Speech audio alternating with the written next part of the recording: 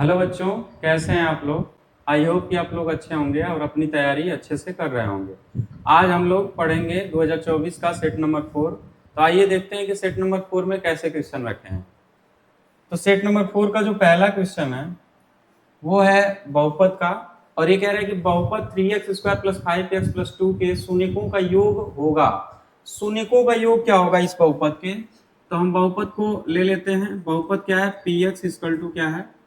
3x² + 5x + 2। ये हमारा क्या है? बहुपद है। अब इस बहुपद के शून्यकों का योग हमसे पूछ रहा है। तो पहले तो इस बहुपद को हम क्या तुलना करेंगे जनरल इक्वेशन से, जनरल बहुपद से। तो ax² + bx + c = 0।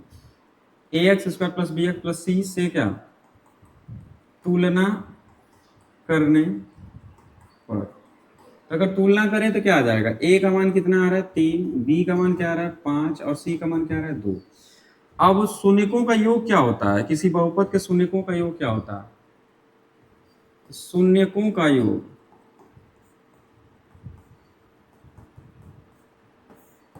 अगर ये बहुपद है और इसका शून्यक जो है वो क्या है?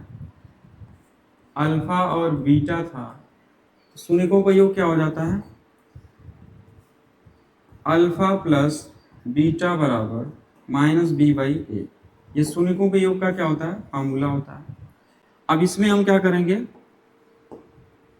सवाल का डाटा रखेंगे तो ये क्या हो जाएगा? अल्फा प्लस बीटा बराबर -5 के a का मान क्या है? 3। तो यही आंसर हो जाएगा -5/3। -5/3 कौन सा ऑप्शन सही है? तो बी ऑप्शन सही होता हुआ दिख रहा है। इसका क्या हो जाएगा? बी ऑप्शन सही हो जाएगा। अगले क्वेश्चन पे चलेंगे। अगला क्वेश्चन समीकरणों इतना तथा इतना का कोई हल नहीं है तो ये का मान बताओ। मतलब ये रैखिक समीकरण की बात कर रहा है। हमारे पास दो रैखिक समीकरण है, 2x + ay = 1 और दूसरा वाला है 3x - 5y = 7। दो समीकरण है, एक है एक क्या? दो। इनका अगर कोई हल नहीं है तो एक क्या होगा ये आपसे पूछ रहा है। ठीक है, तो कैसे बताएंगे? इसके लिए हम क्या करेंगे? कंपेयर करेंगे। a1x b1y = c और a2x b2y = c2 या c1 y। तुलना करने पर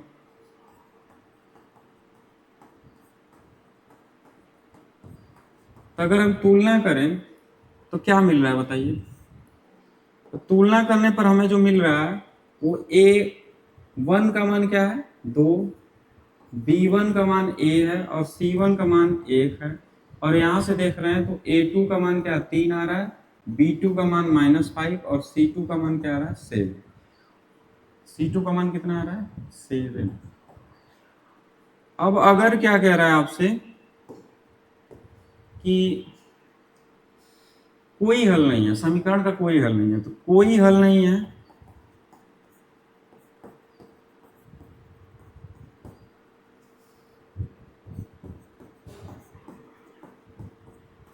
समीकरण का कोई हल नहीं है। अगर ऐसा कंडीशन है तो क्या होना चाहिए? तो कोई हल नहीं होता है जब, तो कंडीशन होती है कि a1/a2 b1/b2 के बराबर तो होता है, या c1/c2 बराबर नहीं होता है। ये क्या होता है? कंडीशन होता है। इस पे अगर हम सवाल के डाटा को रखेंगे तो a1 कितना है? 2 है, a2 कितना है? 3 है, b1 कितना है? a है और b2 कितना है? -5 है। और ये नॉट इक्वल कितना हो जाएगा? 1/7। ये वैसे भी 2/3 इसके इक्वल नहीं है। अब इन दोनों डाटा से हम क्या करेंगे? मान निकालेंगे। तो यहाँ से अगर हम देख रहे हैं तो 2/3 जो है वो क्या बन रहा है? 2/3 जो है वो बन रहा है कितना? a/5। तो यहाँ से a का मान क्या आ जाएगा? -10/3। -10/3 कौन सा ऑप्शन सही है देखिए? तो वो ऑप्शन है सी। तो इस सवाल का ऑप्शन नंबर सी क्या हो जाएगा? सही हो जाएगा। अगले सवाल पे चलते हैं। अगली सवाल है कि समीकरण 2x² plus 5x plus 4 equal to 0 के मूलों की प्रकृति बताओ। अब मूलों की प्रकृति के लिए आपको विविधकर पता होना चाहिए कि अगर हमारे पास कोई क्या है, द्विघात समीकरण है, और कौन सा है वो, ax² plus bx plus c बराबर 0। अगर ऐसा कोई द्विघात समीकरण है हमारे पास, तो इसका विविधकर क्या होता है, इसका विविक्तकर जो होता है वो होता है d equal to b² minus 4ac। ये इसका क्या होता है, विविधकर होता है, और इसी पे इसकी प्रकृति डिपेंड करती है। अगर हमारे पास क्या है, d विविधकर है और मूलों की प्रकृति देखनी है, मूलों की प्रकृति देखनी है, ठीक है, तो ये हम कैसे देख लेंगे। अगर d का मान ग्रेटर देन 0 है तो मूल होते हैं वास्तविक और अलग अलग होते हैं, और अगर d 0 है तो मूल वास्तविक होता है और समान होता है। दोनों मूल, दो मूल आएंगे वो दोनों समान आएंगे। d लेस देन 0 पर मूल जो होता है वो वास्तविक नहीं होता है, यानी काल्पनिक होता है। ये चीजें होती हैं, तो इतनी चीजें हमें क्या करना है, रट के रखना है।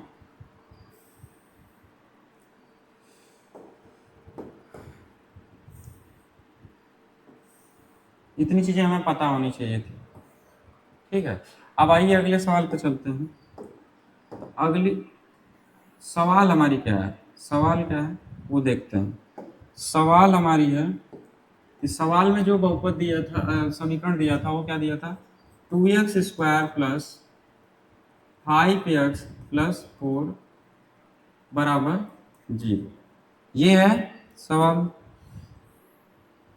तो इसको अगर हम तुलना करें द्विघात के किससे, व्यापक इक्वेशन से, ये क्या हो जाएगा, ax² plus bx plus c बराबर 0 से तुलना करने पर, तो यहाँ से हमें a का मान 2 निकल गया, b का मान 5 निकल गया और c का मान 4 आ गया, ठीक है, ये आ गया। तो अगर हम विविधकर निकालें तो विविधकर क्या होता है, d जो होगा वो क्या होगा, b² माइनस 4ac।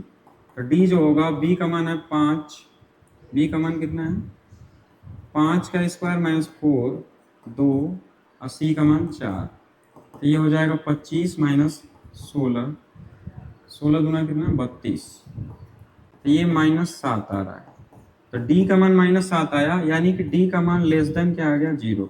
और d जब लेस देन 0 होता है तो कौन सी कंडीशन होती है, वास्तविक नहीं वाली कंडीशन होती है। तो वास्तविक नहीं होगा इसका मूल, अवास्तविक नहीं क्या है, डी ऑप्शन सही है, इसका क्या हो जाएगा, डी ऑप्शन सही हो जाएगा। अगली सवाल पे चलते हैं। कह रहे समांतर श्रेणी 4 9 16 डैश डैश डैश 254 का अंश से 10वां पद।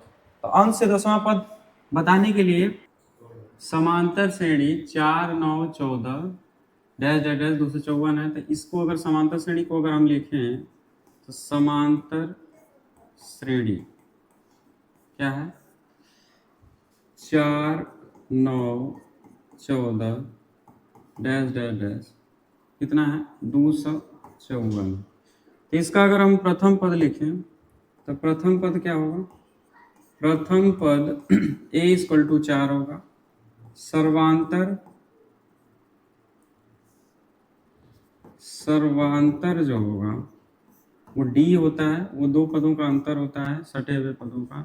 9 माइनस 4 जो होगा वो 5 होगा, और अंतिम पद भी दिया है, अंतिम पद जो है वो क्या है, यल इक्वल टू क्या है, 254। इतनी चीजें हैं। अंश से क्या पूछ रहा है, अंश से 10वां पद। तो अगर हम अंश से 10वां पद इसका निकालना चाहें तो अंश से nवां पद का फार्मूला जो होगा वो क्या होता है, tn इक्वल टू l। अंश से nवां पद का फार्मूला जो होता है वो टी एन इसकल टू क्या होता है, L minus N minus one D होता है। ठीक है, तो इस फार्मूले में अगर हम अपना मान रखें, डाटा रखें, तो डाटा क्या है, तो अंश से एनवा पद तो हमें निकालना ही है। एल का मान क्या है, 254 है, माइनस एन का मान क्या है, तो एन का मान क्या है, 10वां पद निकालना था। और डी का मान क्या था, तो डी का मान क्या था, 5 था। तो क्या हो जाएगा, 254 माइनस 9 गुणे 5, यानी कि 254 माइनस 45। तो यहाँ क्या हो जाएगा, 9 0 2, मतलब कि 209 क्या हो जाएगा हमारा, अंश से यनवा पद हो जाएगा, 10वां पद हो जाएगा। 209 हमारा सी ऑप्शन सही है। इस प्रकार से सी ऑप्शन क्या हो जाएगा, सही हो जाएगा। अगले क्वेश्चन पे चलेंगे। अगला क्वेश्चन क्या कह रहा है कि चित्र में समरूप त्रिभुजों का एक युग्म है, इन्हें सांकेतिक रूप में व्यक्त करने का सही रूप है। कह रहा है कि ये दो समरूप त्रिभुज हैं, तो ये कौन सा सही है इसमें ऑप्शन समरूप त्रिभुज होने का। तो यहाँ हम एक चीज को पकड़ेंगे कि अगर ये 80 है, तो यहाँ भी ये क्या है, 80 है। मतलब क्या है कि ये अगर 80 है तो ये भी क्या है, 80 है। मतलब इन दोनों को अगर देखा जाए, इन दोनों त्रिभुजों में देखा जाए, तो हमें दिख रहा है कि एंगल बी जो है ना, वो एंगल किसके, डी के बराबर है। एंगल डी और एंगल बी क्या है, बराबर है। तो देखते हैं कि इस ऑप्शन में किसमें, देखते हैं किसमें बराबर है। तो एंगल यहाँ बी जो है वो किसके बराबर है, ई के बराबर है। तो ये तो नहीं हो सकता। इसमें एंगल बी जो है वो एफ के बराबर है, तो ये भी नहीं हो सकता। ये दो नहीं हो सकते, तो इनमें से सभी भी नहीं हो सकता। एक ही ऑप्शन सही है, और का सी। और इसमें देखेंगे भी तो बी जो है वो डी के बराबर है, तो यही ऑप्शन क्या हो जाएगा, सी। सी ऑप्शन सही हो जाएगा, क्योंकि हम ऑलरेडी इसको और इसको काट दिए, तो इनमें से सभी भी तो नहीं होगा, तो फिर क्या होगा, सी ऑप्शन सही हो जाएगा। एक चीज को पकड़ना था कि एंगल बी बराबर एंगल डी, और सवाल हो जाएगी। अगली सवाल पे चलते हैं। अगली सवाल करें कि बिंदु -3 -4 की मूल बिंदु से दूरी बताओ। तो इसको हम लगाएंगे। अगर हमारे पास क्या है, बिंदु है क्या, -3 और -4, और इधर क्या है, मूल बिंदु। तो मूल बिंदु क्या है, 0 0 है। तो अगर इसको हम क्या मान लें, x1 y1, इसको क्या मान लें, x2 y2, ठीक है। और ये ए बिंदु थी, ये क्या थी, मूल बिंदु यानी वो। तो अगर हम दूरी का फॉर्मूला लगाएं, तो बीच की दूरी का फॉर्मूला क्या होता है, d बराबर √x2 - x1 का whole square plus y2 - y1 का होल स्क्वायर। यही तो फॉर्मूला होता है। इस फॉर्मूले में अगर हम मान रखें, तो मान कैसे रखेंगे, d बराबर √x2 क्या है, 0 है, x1 क्या है, -3 ऐसे का होल स्क्वायर प्लस y2 भी 0 है, माइनस y1 क्या है, -4। तो इसको अगर हम सॉल्व कर रहे हैं, तो ये 3 का स्क्वायर हो जाएगा, ये 4 का स्क्वायर हो जाएगा। तो d का मान कितना आएगा, 9 और 16 को ये जोड़ना पड़ेगा, ये क्या आ जाएगा, 25। यानी d का मान क्या आ रहा है, 5। d का मान क्या आ गया, 5। तो 5 हमारा कौन सा ऑप्शन सही है, सी ऑप्शन सही है। इस प्रकार से सी ऑप्शन सही हो जाएगा। अगले क्वेश्चन पे चलेंगे। अगला क्वेश्चन है कि यदि cot a बराबर 3/4, तो sec a का मान होगा। तो cot a अगर क्या है, cot a अगर क्या है, 3/4 है, तो sec a का मान हमसे क्या कर रहा है, पूछ रहा है। तो कैसे लगाएंगे, cot a 3/4 है, तो sec a का मान, तो यहां से cot a अगर 3/4 है, ठीक है, cot a क्या है, 3/4 है, तो tan a क्या हो जाएगा, tan a आप जानते हैं कि 1/, क्या होता है, cot a होता है। तो tan a यहाँ से निकाल सकते हैं 4/3, यानी tan a जो होगा वो 3/4 हो जाएगा। तो tan a भी हम निकाल लिए क्या, 3/4। अब tan से sec में जाने के लिए हमें एक सर्वसमीका याद होनी चाहिए, और वो सर्वसमीका क्या होती है, तो वो सर्वसमीका आपको याद होनी चाहिए। वो होती है सेक स्क्वायर ए बराबर क्या होता है 1 प्लस टेन स्क्वायर ए, ये होती है सर समीकरण। तो इसको लगाइए। तो यहां से अगर हम देखें तो सेक स्क्वायर ए बराबर क्या हो जाएगा 1 प्लस टेन का मान क्या है 3/4 का होल स्क्वायर, तो 1 प्लस 9/16 सेक स्क्वायर ए आ रहा है। तो सेक स्क्वायर ए जो आ रहा है वो क्या आ रहा है 25/16। तो सेक ए जो आएगा वो क्या आएगा 25/16। तो सेक ए जो आएगा वो हो जाएगा 5/4। तो सेक ए जो होगा वो क्या होगा 5/4 होगा, यानी कि कौन सा ऑप्शन सही दिख रहा है 5/4, यानी बी ऑप्शन सही है। इसको और दूसरा तरीके से भी लगा सकते हैं, लाल बटे कक्का वाले तरीके से। आइए वो भी तरीका देख लेते हैं। तो अगर वो तरीका हम देखें तो वो तरीका क्या होगा, तो वो तरीका यहां से हम देखेंगे कि क्या है कि हमारा tan ए निकाल चुके थे, tan ए निकाल चुके थे 3/4 था, यही था। तो यहाँ हमें एक चीज पता होता है कि लाल बटे के ए, तो tan कहाँ होता है यहाँ होता है और सेक यहाँ होता है।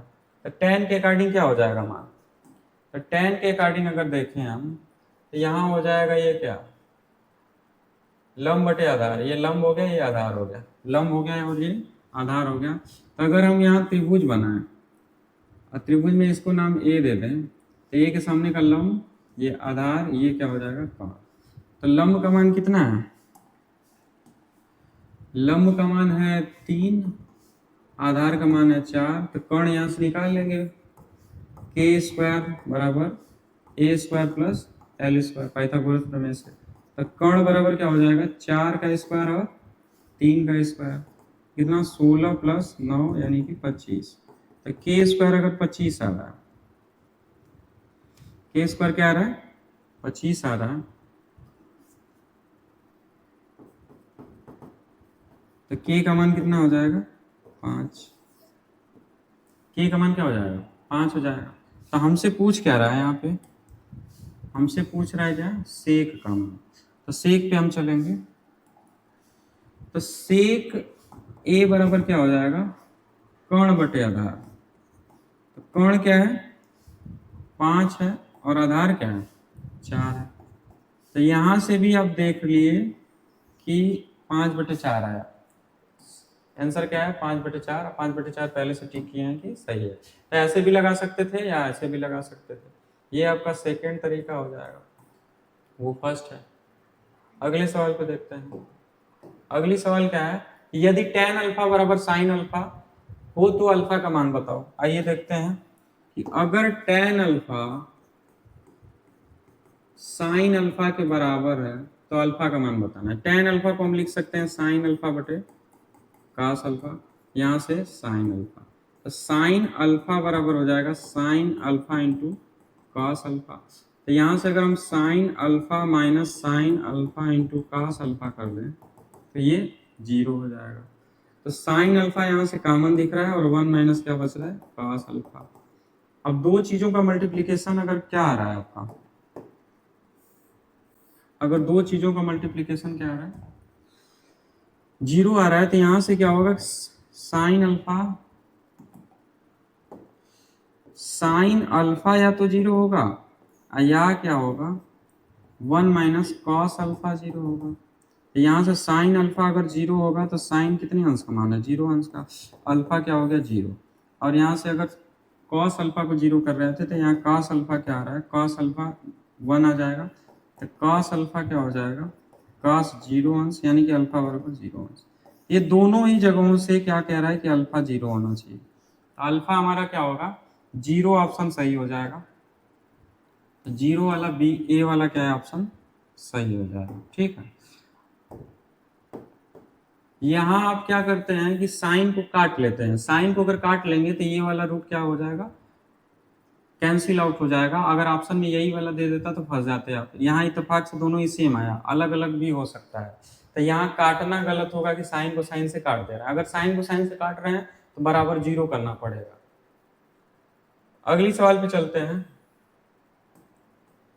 एक छड़ की लंबाई का उसकी छाया से अनुपात 1:3 है, तो सूर्य का उन्नयन कोण बताइए।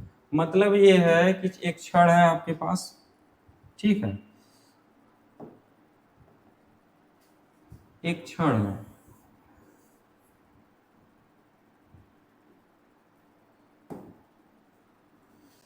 एक छड़ का क्या, ये हो गया त्रिभुज। अब इसमें क्या बोला है कि ये मान लीजिए छड़ है, ये छड़ हो गई। अब इस छड़ की ये क्या हो गई, छाया, ये क्या हो गई, छड़, ठीक है। इधर कहीं आपका क्या हो गया, सूर्य हो गया। तो ये छड़ हो गई, इसकी छाया यहाँ बन रही है। अगर इसको हम नाम दे दें कोई, तो ये मान लीजिए कि ए है, ये बी है, ये सी है। तो यहाँ क्लियर बोला है कि छड़ जो है, छड़ और छाया की लंबाई, यहाँ के छड़ की लंबाई, तो इनका अनुपात क्या दे दिया, 1:3, ये दे रखा है, ठीक। अगर ये दे रखा है और इसको अगर हम थीटा मान लें, ठीक है, तो त्रिभुज ए बी सी में समकोण त्रिभुज है, तो tan थीटा क्या हो जाएगा, tan थीटा जो हो जाएगा वो हो जाएगा क्या, लंब बटे आधार, और लंब क्या है, ए बी है, और आधार क्या है, बी सी है। तो यहाँ tan थीटा जो हो जाएगा वो ए बी बटे बी सी, ये जो छड़ की लंबाई थी ये क्या थी, ए बी ही थी ना, और ये छाया की लंबाई जो थी वो क्या थी, बी सी थी। तो ये हमें ऑलरेडी पता है क्या, ए बी बटे बी सी 1/√3, तो यहाँ 1/√3 रख लेंगे। तो tan थीटा बराबर tan क्या हो जाएगा, 30 डिग्री, तो थीटा क्या हो जाएगा, 30 डिग्री। तो उन्नयन कोण सूर्य का जो होगा वो कितना हो जाएगा, 30 डिग्री हो जाएगा। और 30 डिग्री कौन सा ऑप्शन सही है, ऑप्शन नंबर है। इस थीटा, ये जो थीटा हम माने थे यही तो उन्नयन कोण है सूर्य का, तो वो क्या हो जाएगा, 30 डिग्री हो जाएगा। अगली सवाल पे चलते हैं। अगली सवाल कह रहे हैं कि एक वृत्त के व्यास के सिरों पर खींची गई समांतर स्पर्श रेखाओं की संख्या कितनी होगी। ये कह रहा है कि अगर आपके पास कोई वृत्त है, अगर आपके पास क्या है, कोई वृत्त है, ठीक है, और इसका व्यास है, क्या है, व्यास मान लीजिए कि ये इसका क्या है, ये इसका क्या है, व्यास है। तो व्यास के ये सिरे हो गए। अब कह रहे हैं कि व्यास के सिरे पे खींची गई क्या, स्पर्श रेखा। तो ये व्यास के अगर हम सिरे पे स्पर्श रेखा खींचें, ये मान लीजिए कि स्पर्श रेखा ऐसे खींचें, ये पहली स्पर्श रेखा हो गई, और दूसरी वाली स्पर्श रेखा यहाँ से खींचती है, ये हो गई दूसरी स्पर्श रेखा, ठीक है। तो ये कितनी स्पर्श रेखाएं आप खींच रहे हैं, स्पर्श रेखाओं की अगर संख्या ढूंढी जाए तो दो ही ना है, स्पर्श रेखाओं की संख्या, एक ये दो, और कोई खींच ही नहीं सकते, तो ये हो जाएगी 2। तो 2 ऑप्शन कौन सा सही है, सी ऑप्शन सही था, कि किसी वृत्त के व्यास के एंड पॉइंट से अगर स्पर्श रेखा खींचेंगे तो हम 2 ही खींच सकते हैं। अगले सवाल पे चलते हैं।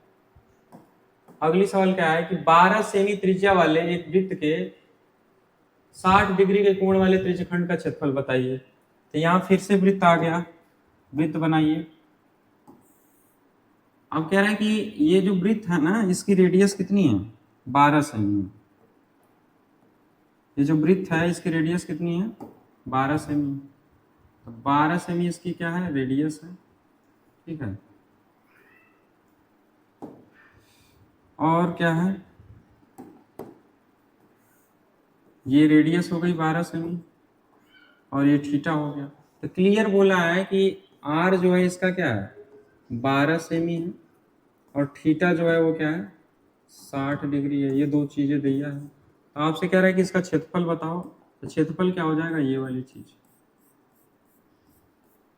इसका अगर हम क्षेत्रफल निकालें तो क्षेत्रफल का फॉर्मूला क्या होता है, A equal to pi R square theta बटे 360।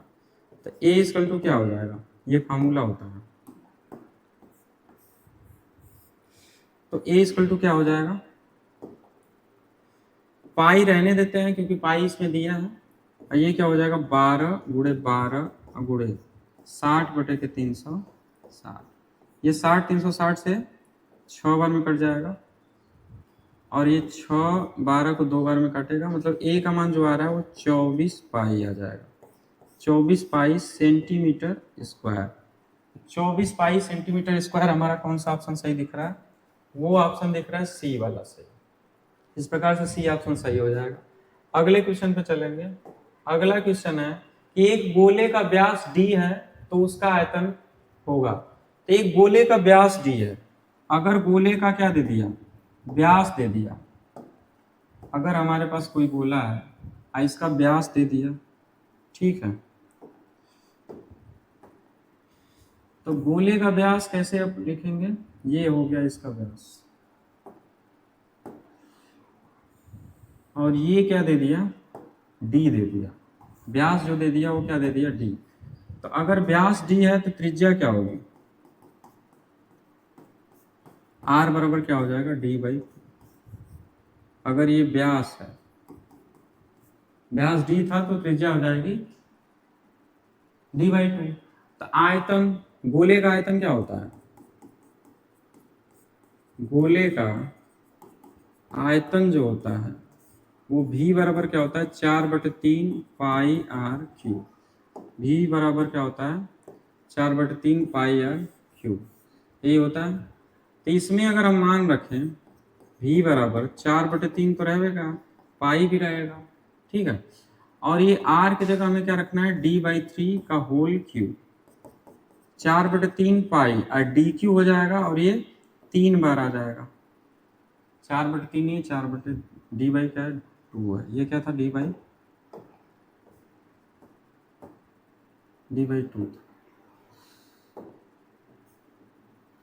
d/2 का है, तो ये क्या आ जाएगा, 8 हो जाएगा। 2 का क्यूब क्या होता है, 8। तो 4 गुना के 8, यानी ये आने वाला है पाई डी क्यूब बाई 6 भी। तो भी क्या आ जाएगा, पाई डी क्यूब बाई 6। और ये ऑप्शन कौन सा सही दिख रहा है आपको, पाई डी क्यूब बाई 6, वो ऑप्शन हमें दिख रहा है लास्ट, डी ऑप्शन क्या हो जाएगा, सही। अगले क्वेश्चन पे चलते हैं। अगला क्वेश्चन है कि आर त्रिज्या के एक ठोस अर्धगोले का कुल पृष्ठीय क्षेत्रफल। ठोस अर्धगोले का कुल पृष्ठीय क्षेत्रफल क्या होगा, तो ये तो फार्मूला होता है, आप लोगों को याद होना चाहिए। ये क्या होता है, फार्मूला होता है। ये क्या है, अर्धगोला अगर है तो इसका एक तो सरफेस ये होता है जिसका क्षेत्रफल होता है पाई आर स्क्वायर, बाकी ये वक्र पृष्ठीय क्षेत्रफल जो है वो 2 पाई आर स्क्वायर। तो अगर इसका अर्ध गोले का संपूर्ण पृष्ठीय क्षेत्रफल अगर हम देखें तो वो क्या हो जाएगा, पाई आर स्क्वायर और 2 पाई आर स्क्वायर। ये पाई आर स्क्वायर है, ये 2 पाई आर स्क्वायर, टोटल जुड़ के 3 पाई आर स्क्वायर हो जाता है। वैसे ये फार्मूला याद हो तो बेहतर है, फार्मूला ही था, और ये क्या है, 3 पाई आर स्क्वायर इसका था, क्या था, सही आंसर था। अगले सवाल पे चलते हैं। अगली सवाल है हमारा कि निम्नलिखित बारंबारता सारणी का माध्यिका वर्ग बताइए। माध्यिका वर्ग के लिए क्या करना होता है, तो माध्यिका वर्ग के लिए यहाँ अगर ढंग से देखें तो ये क्या है, इधर 6 4 10, इधर 8 2 10, मतलब ये यही बीच में आएगा, तो यही माध्यिका वर्ग होगा, 10 और 15। अगर हम निकाल के इसको देखें, क्योंकि निकाल के देखेंगे तो ज्यादा कंफर्म होगा, तो उसके लिए हमें क्या करेंगे कि वर्ग अंतराल बनाना पड़ेगा।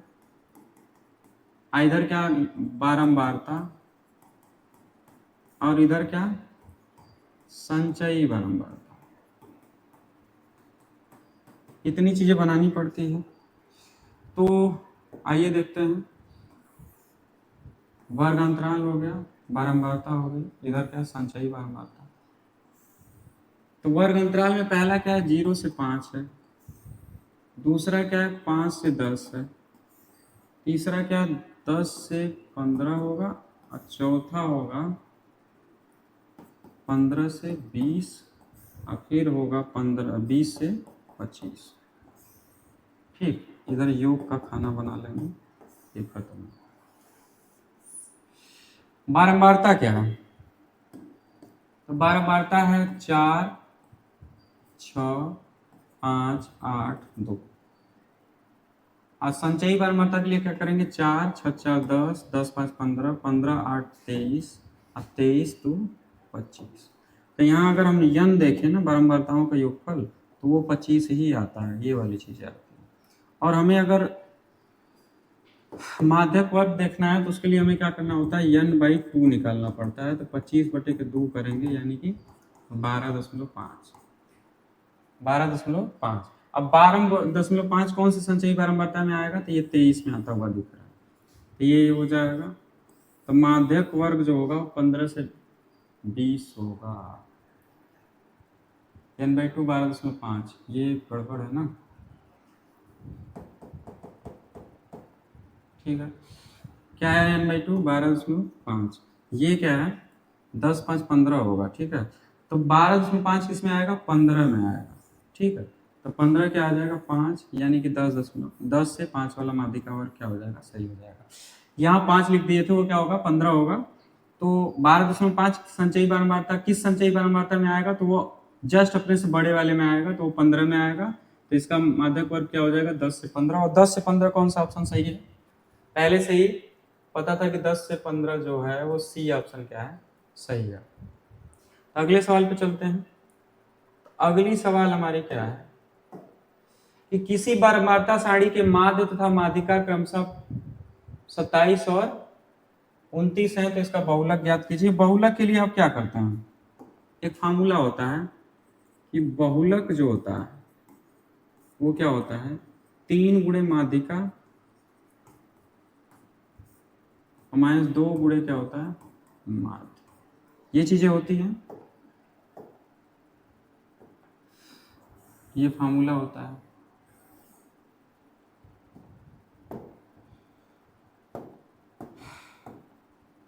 ये फार्मूला में हम क्या करेंगे, मान रखेंगे। तो मान के लिए अगर हम देख रहे हैं तो हमारा जो मान है वो क्या है, बहुलक निकालना है 3, माध्यिका बाद में बोला है तो 29 होगा, और -2 माध्य पहले बोला था 27 होगा। इसको कैलकुलेट करेंगे तो क्या आएगा, 9 3 27, 3 9 6 2 8, और ये हो जाएगा 54। घटाएंगे तो कितना आएगा 3 3। तो बहुलक जो आया वो कितना आ गया 33, और 33 हमारा ऑप्शन क्या हो जाएगा, सही हो जाएगा। सी ऑप्शन क्या हो जाएगा, सही हो जाएगा। आगे देखते हैं अगला क्वेश्चन। अगला क्वेश्चन क्या कह रहा है कि निम्नलिखित सारणी का माध्य क्या होगा। माध्य के लिए फिर से हमें क्या करना पड़ेगा, सॉल्व करना पड़ेगा कि वर्ग अंतराल, फिर क्या करना होगा मध्यमान, फिर क्या बारंबारता, ठीक है। और क्या करते हैं कि मध्यमान को हम xi से डिनोट करते हैं, इसको fi से, तो यहाँ एक खाना आता है xi इंटू fi का। इतनी चीजें तो हमें करनी होंगी।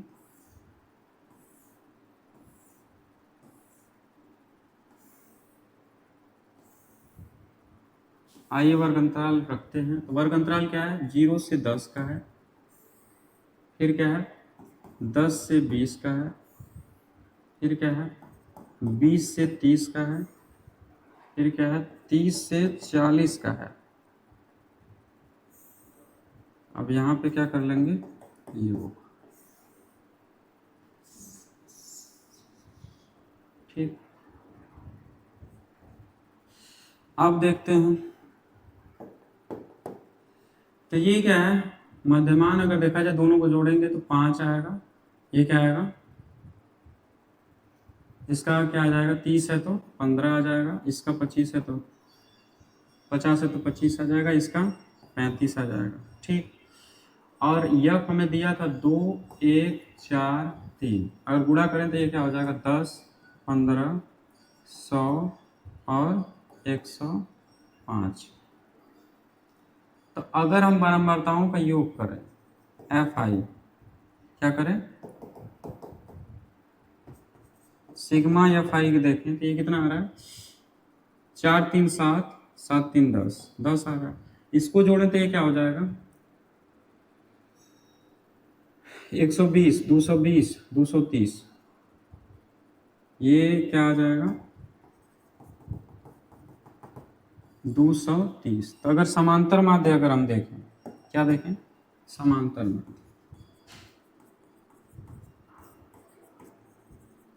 तो समांतर माध्य हमारा होता है सिग्मा एफ आई एक्स आई बटे के सिग्मा एफ आई। तो ये क्या है, 230 बटे के 10 यानी कि 23। तो 23 हमारा समांतर माध्य क्या है, सही है। और समांतर माध्य 23 कौन सा ऑप्शन है, बी ऑप्शन क्या है, सही है। अगले क्वेश्चन पे चलते हैं। अगला क्वेश्चन हमारा है कि एक अधिवर्ष में 53वां सोमवार होने की प्रायिकता बताइए। ऐसी सेम सवाल आई थी पिछले सेट में, और उसमें क्या था कि 53वां रविवार पूछा था, यहाँ क्या है, सोमवार है। तो 53वां रविवार हो चाहे सोमवार हो, प्रायिकता तो आनी है क्या, 2/7 ही। ठीक है, अब इसको लगाने के लिए हमें थोड़ा सा अधिवर्ष की जानकारी हो कि अधिवर्ष क्या होता है। अधिवर्ष को बोलते हैं लीप ईयर। और इसमें क्या खासियत होती है, तो इसमें जो फरवरी होती है ना, वो 29 दिन की होती है। और कुल दिन जो होते हैं इस साल में, कुल दिन जो हो जाते हैं, फरवरी 29 होने की वजह से 365 की जगह क्या हो जाएगा, 366 दिन हो जाएगा। ठीक है, तो 366 दिन हो जाएगा। तो अगर हम देखें 366 में 7 का भाग देखें तो 7 5 35, पूरा पूरा 1 और 16 7 गुना 14, मतलब यहाँ देख रहे हैं कि 2 अतिरिक्त दिन बच रहा है। मतलब कोई भी दिन इस वाले साल में, कोई भी दिन 52 तो होगा ही होगा, और 53 होने के लिए 2 दिन बस बच रहा है, 2 अतिरिक्त दिन बच रहा है। तो इन्हीं 2 दिनों में से 53 अब कौन सा दिन होगा, उसी की प्रायिकता हमें बतानी है। ये जो प्रायिकता होगी इसमें हमें क्या करना था, प्रायिकता कैसे बताएंगे। तो प्रायिकता के लिए हमें चाहिए एन ई और एन एस। तो ये 2 अतिरिक्त दिन है, इसी में हमें बैठाना है। तो ये यानी का मान 2 हो गया, और यस पूरे 7 दिन, तो 7 हो जाएगा। तो 53वां सोमवार होने की प्रायिकता जो होगी वो P बराबर क्या होगी, N E by N S. तो P बराबर एन ई का मान कितना है, 2, और एन एस का मान 7 है, तो 2/7 हो जाएगा, जो कि हम पहले ही बोल दिए थे कि 2/7 क्या होगा, सही आंसर होगा। तो यही सही है। अगले क्वेश्चन पे चलते हैं। अगला क्वेश्चन क्या है, कह रहे कि 2 मित्रों का जन्म 2020 में हुआ, तो प्रायिकता ज्ञात कीजिए कि दोनों का जन्मदिन एक ही दिन है। ये भी सवाल प्रायिकता की है। तो इसमें क्या करते हैं कि 2 मित्र हैं और वर्ष इनका क्या है, 2020। तो 2020 का मतलब समझते हैं आप कि ये 4 से डिविजिबल है। 4 से क्या है, 5 के 20, 5 के 20, और 4 5 20, 4 5 20, ये डिविजिबल है। मतलब क्या है, ये 2020 अधिवर्ष हो गया। क्या हो गया, अधिवर्ष। अधिवर्ष का मतलब वही, फिर कुल दिन इसमें क्या आ जाएंगे, कुल दिन जो होंगे इसमें वो 366 हो जाएंगे। कुल दिन क्या हो जाएंगे, 366। क्यों, क्योंकि फरवरी इसमें जो होगी वो कितने की हो जाती है, 29 की। तो हमें ये सब पता होना चाहिए था। अब क्या है कि एक ही दिन दोनों का जन्मदिन है, इस बात की प्रायिकता कैसे निकलेगी। इसके लिए दोनों मित्रों का एक ही दिन जन्मदिन है। तो एक ही दिन अगर जन्मदिन है तो यहाँ यानी का मान तो एक ही आ जाएगा, और यनस दिन कितने हो सकते हैं, तो टोटल दिनों की संख्या तो 366 है। तो प्रायिकता जो होगी इस बात की वो P बराबर क्या होगा, NE/NS होगा। तो यहाँ अगर हम प्रायिकता को बनाएं तो ये 1/366 हो जाएगा। तो 1/366 हो जाएगा, जो कि हमारा ऑप्शन कौन सा दिख रहा है, बी ऑप्शन सही दिख रहा है। एक ये तो नहीं होगा, 165 दिन ही नहीं होता है, यहाँ भी नहीं होगा, 66 में 2 दिन अतिरिक्त थोड़ी है, तो ये भी गलत है। तो कौन सा सही होगा, बी ऑप्शन। अगले सवाल पे चलते हैं। अगली सवाल कह रहे हैं कि दो बिंदुओं इतना इतना के बीच की दूरी बताइए। तो दो बिंदुओं के बीच की दूरी पे एक और सवाल आई थी और ये भी लगा लेते हैं। दो बिंदुओं के बीच की दूरी, अब दो बिंदु हम बना लिए, मान लीजिए ए है, ये क्या है, बी है, ये वाला क्या है 2 3 है, और ये वाला क्या है 4 1, 4 और क्या है 1, ठीक है। तो अगर हम इसको कंपेयर करें कि ये x1 है, ये y1, ये x2 है, ये क्या है y2 है, इसका अगर बीच की दूरी का फार्मूला लिखें तो ये क्या हो जाएगा, x2 माइनस x1 का होल स्क्वायर और y2 माइनस y1 का होल स्क्वायर, यही क्या हो जाएगा, फार्मूला हो जाएगा। अब इस फार्मूले में हम क्या करें, रखें मान को, तो d बराबर क्या हो जाएगा, x2 क्या होगा 4 माइनस x1 क्या होगा 2 और y2 क्या हो जाएगा 1 माइनस 3 का होल स्क्वायर। तो ये क्या हो जाएगा 2 का स्क्वायर और ये माइनस 2 का स्क्वायर, तो ये क्या हो जाएगा 4 और ये 4। तो d का मान क्या हो जाएगा √8, और √8 जो होता है ना वो क्या होता है 2 कड़ी में 2 होता है। तो 2 कड़ी में 2 हमारा क्या सही आंसर हो जाएगा, और 2 कड़ी में 2 कौन सा ऑप्शन सही है, सी ऑप्शन सही है। इस सवाल का ऑप्शन क्या हो जाएगा, सी। अगले सवाल पे चलते हैं। अगली सवाल कह रहा है कि निम्नलिखित में से अपरिमेय संख्या होगी। तो अपरिमेय संख्या कौन सी होती है बताइए। अपरिमेय संख्या वो होती है जिसको हम p/q के फॉर्म में यानी कि बटे के फॉर्म में फ्रैक्शन में लिख ही नहीं सकते हैं, तो वो वही होगी जो रूट में रह जाए। तो अब इस संख्या को अगर हम देखें, 25 को देखें, तो 25 √25 का मतलब होता है कि √5 गुणे 5, तो ये 5 बाहर आ गया, और 5 बाहर आ गया तो 5/1 लिख सकते हैं। अब 5/1 क्या है, परिमेय हो गई। ये तो हमें अपरिमेय छांटना था, ये परिमेय हो गई। वही हाल 81 के साथ भी होगा कि 81 भी क्या हो जाएगी 9 गुणे 9, यानी कि 9 बाहर हो जाएगा, तो 9/1 इसको लिख सकते हैं, तो ये भी परिमेय हो जाएगा। और ये तो ऑलरेडी क्या है, परिमेय ही है। हमें अपरिमेय चाहिए था, तो एक ही ऑप्शन बच रहा है, तो ये क्या हो गया, अपरिमेय संख्या हो गई। अपरिमेय संख्या ये क्यों हो रही है, क्योंकि √2 जो है वो बाहर नहीं निकल पाएगा। तो इस प्रकार से आप देख रहे हैं कि इसका ऑप्शन क्या हो गया, डी सही हो गया, और हम लोग 20 क्वेश्चन को बड़े ही आराम से कर लिए।